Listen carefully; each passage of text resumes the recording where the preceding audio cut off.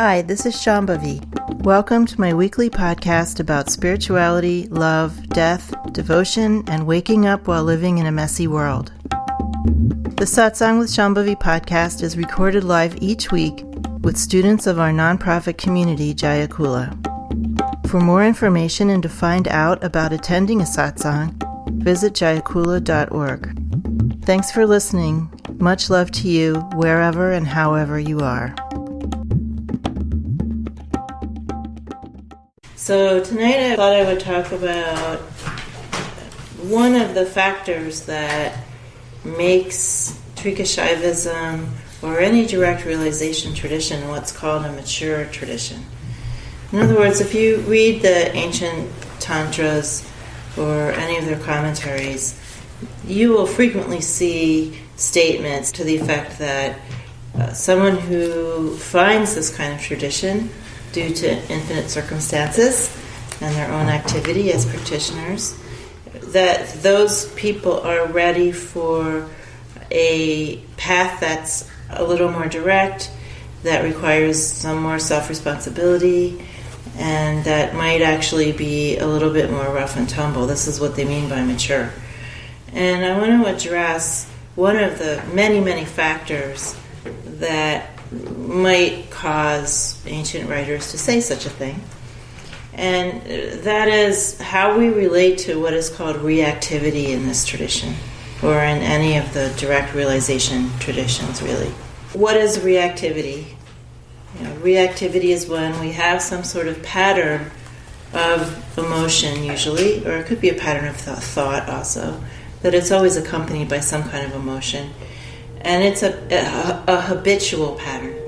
It's a pattern that repeats in response to circumstances, or even without any trigger from circumstances, just because we have a way of projecting onto circumstances that allows these patterns of reactivity to perpetuate themselves. And, reactivity usually involves, if we're talking about in an ordinary way of relating to reactivity, it involves some sort of equation like I feel this way, or I'm reacting this way, or I'm responding this way because you did something or you didn't do something, or because something happened externally to me, or because of some external circumstance, or some historical pattern, or my astrology, or something like that. Something not me. I mean, there are other kinds of reactivity, but fundamentally, this is when we say reactivity and we are talking about it in an ordinary way, we mean a pattern of emotional response that arises in a circumstance in which the person in whom it is arising has another habit, which is to look for a cause or an explanation that is based in external circumstances and with other people. Many kinds of traditions, not just spiritual traditions, but for instance the tradition of psychology, Western psychology, there are many, many systems of thought that will support this ordinary view of reactivity. For instance, I just mentioned astrology. Many people relate to astrology as a system of interpretation that allows you to make this equation. I feel this way, or I'm acting this way, or I'm responding this way because of something. Something else made me do it. Saturn is doing something in the sky, and that's why I'm feeling the way that I do. We can also have another huge system of thought, which you don't even have to participate in to have absorbed, because it's so prevalent and it really has caused the great re-embodiment in a lot of people, which is psychology. Right? Now we'll look to explanations for how I'm responding, or blame, or attribution, if it's not even blame, in some things that happened to me in the past. And now I'm responding this way in the present because of things that other people did in the past, or circumstances that I found myself in, external circumstances. Okay.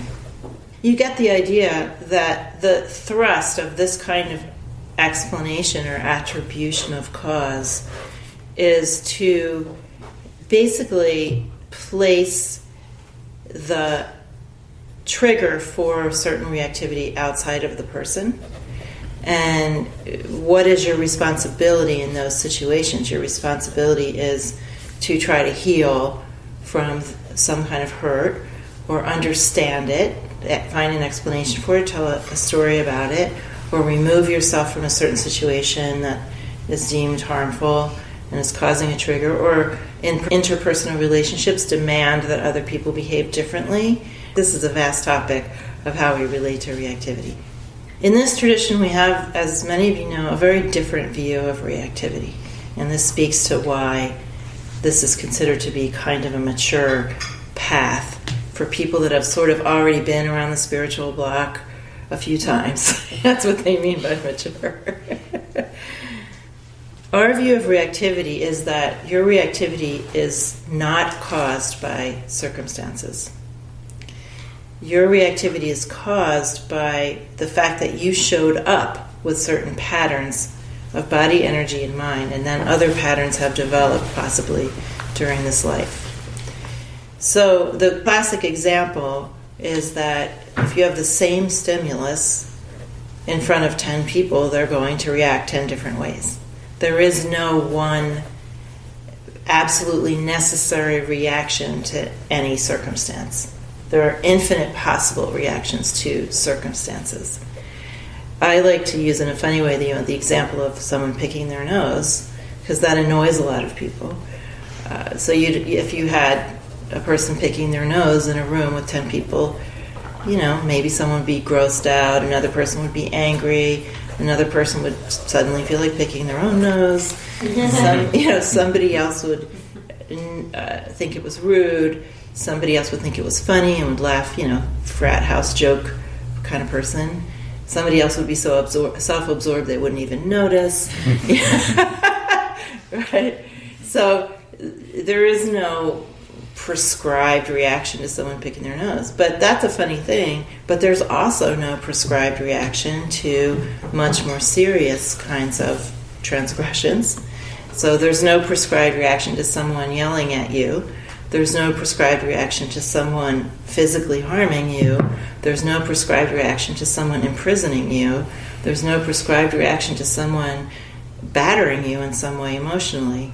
Even those circumstances we know have infinite possible reactions that someone could have, or ways that someone would deal with those things. And I like to give the example of highly realized lamas who were imprisoned in Chinese labor camps, who felt that that was a blessing, and they were able to do very, very deep sadhana, very deep spiritual practice in those circumstances, and become more realized and become more compassionate as a result. So even being in a labor camp and being starved and mistreated and beaten up and made to do hard labor in terrible conditions, even that is not necessarily a cause of the kind of reactivity that, if we're being more ordinary-minded, we would say, I have a right to feel this way. I have a right. I have a right to be angry. I have a right to be outraged. I have a right to be upset. I have a right to feel X, Y, or Z, whatever I feel. So in this tradition, the first step toward having a more mature, as we say, you may disagree, a more mature relationship to reactivity is that it isn't caused by circumstance. It's caused by being a pattern of consciousness and energy expressing itself. We would also say that there's not really a lot of value in explaining why we feel the way we do. That just sort of puts more energy into the pattern if we spend a lot of time analyzing it and trying to figure out why this, why that, where did this come from, what's the explanation for it, what does it mean. All of those kinds of lines of inquiry feed more energy into those patterns. We are attending to, paying more attention to those patterns. Of course, we have to think about those patterns sometime. We have to notice them. We can't work with things that we don't notice. But in this tradition, we tend to work on a more energetic level, use something like mantra or meditation, or other kinds of view teachings, or things that are actually going to shift the pattern itself, or create a new pattern that's going to basically take energy away from the old pattern. And as many of you know, there's an expression, don't fight the tigers, meaning if a tiger jumps out at you, aka some sort of reactive pattern, it would be better if you found a way to go around it rather than trying to wrestle with it, right? If at all possible. We also talk about the long way and the short way. The long way is wrestling with the tiger, getting all exhausted, getting some injuries, having to go to the hospital, recovering from that, and finally finding yourself in a tiger-free world. Short way is just like skirting the tiger and continuing on your way. We try to take the short path if we can. The short path meaning we just do our sadhana, we just do our practice without worrying too much about these patterns, because we are an infinite reservoir of such patterns. We'll never get to the bottom of it. There's so many of them. And it's good to understand what they are, and there are specific practices that address specific kinds of patterns. Basically, we're trying to use our sadhana, not explanation, not processing, not blame, etc. So in practice, on the ground, where we all live, what this looks like, ideally, of course this isn't what it looks like all the time, but what it looks like ideally is that when you are reactive to something someone does or says or some circumstance, you recognize that as your reactivity. You don't immediately look to blame or tell a story about what a terrible circumstance this is. All circumstances are just circumstances. And really on that level, there is no difference between a bad circumstance and a good circumstances. Infinite circumstances arise. And we want to talk about what happens between people interpersonally. And if you look and think about how many lifetimes we may have participated in, you have been yelled at or treated badly a billion zillion times, and you have treated other people badly a billion zillion times. So what are you going to do? Are you just going to keep perpetuating the cycle of blame and remorse, or are you going to step off that path and do something different? So we try to step off that path and do something different. And it means that, for instance, people who have really committed to a path like this, you should be really trying to catch yourself in the act of going down the path of blame and explanation and constantly trying to figure out why this, why that, who did it, who didn't do it, what should have happened, what you should do, what someone else should do, how things should have been. You really should try as a person, if you are committed to this path, to cut that off, to cut that kind of way of relating to your reactivity off. One of my teachers used to say, in the best instance you would feel, in the best instance you'd be more realized and these patterns won't come up at all. But barring that, in the best instance you'd feel sort of the pattern is kind of an impulse, not really even fully formed yet, like the impulse to blame someone, let's say, or disparage someone. You just feel that impulse, and then you'd instantly be able to relax and just let it dissolve. If you're a mature practitioner, you can do that. It's actually becomes very, very easy after a time to do something like that. And then maybe it starts to form more, and words are starting to come, and you're starting to feel that same old feeling. But you manage to invoke some practice of some sort, and so it subsides before you actually lay it on somebody else, right? So you don't lay. As one teacher from the 60s used to say, don't lay trips on other people. Let's say it does come out of your mouth, or it comes out in your activity, third best case, then as a committed practitioner, you would try to recognize it as quickly as possible and pull back. You can always stop in mid-sentence even, right? Just because you started something doesn't mean you have to finish it. And again, invoke your practice in some way. Use some specific aspect of your practice to try to actually relax. So another thing about our reactivity in this tradition is we are taking responsibility for it without blaming ourselves or anybody else.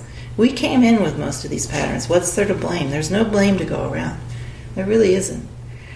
And then, so we're taking responsibility but not blaming anyone, including ourselves. And then we're trying to cut off the chatter and just invoke our practice, which means actually relaxing, actually letting ourselves get into a more spreading, relaxed condition using our practices. In some traditions, you're taught to, for instance, tell yourself something like be compassionate or remember compassion.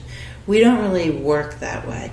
We actually try to do our practice, not just tell ourselves an idea, so that there's a real relaxation rather than a sort of temporary response to an aphorism. Right?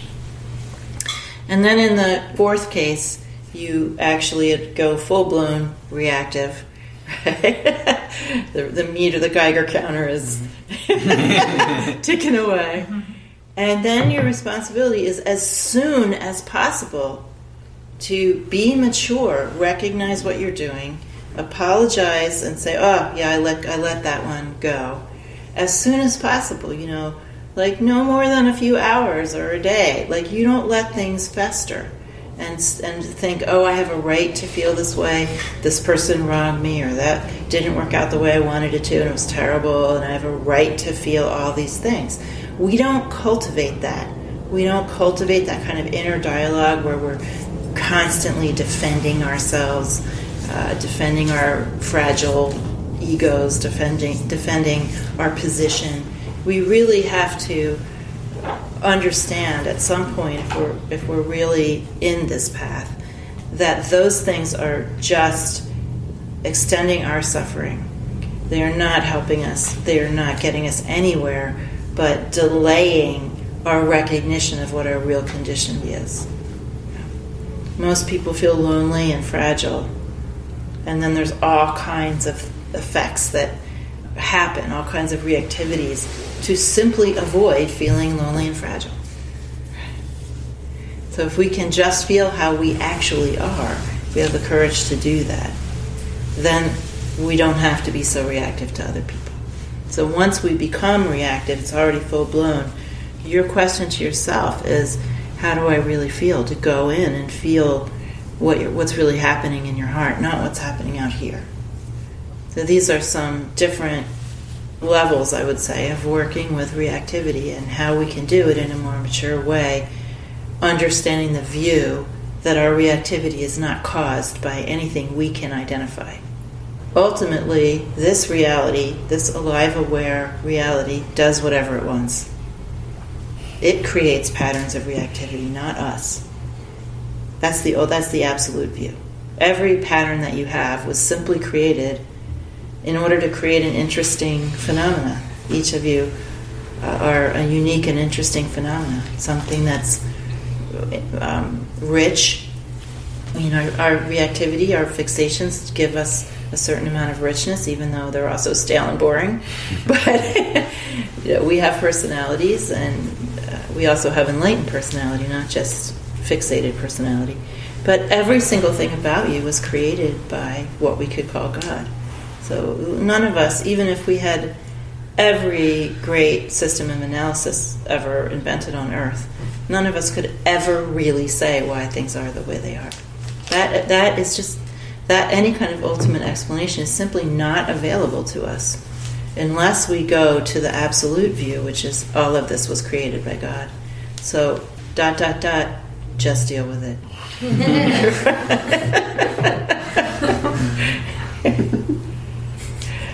I'm going to stop there.